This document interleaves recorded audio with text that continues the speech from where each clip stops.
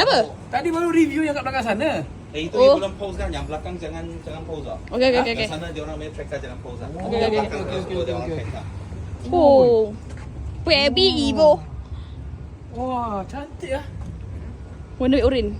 Cantik. Okey dah. Hidup ah? Boleh buat pergi pusing-pusing. Kita boleh pergi makan ni je, pusing-pusing sini je. Boleh. Hmm. Boleh, Mas. Jual yuk. Dia nak jual ke? Nak jual. Berapa tadi dia kata?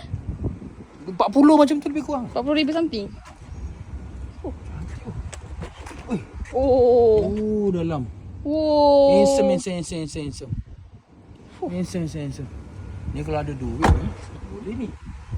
Tapi nak kena tengok betul-betul lah. Enjin apa nanti kita review lah.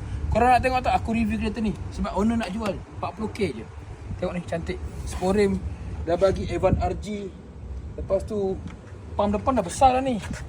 Pump depan dah besar. Enjin rasa enjin 1.5 turbo. Apa? 1.5 turbo. Apa nanti kita keluarkan dulu. Nanti kita tengok. Okey. Mitsubishi Colt. Apa panggil lah? Baby Evo. Baby Evo.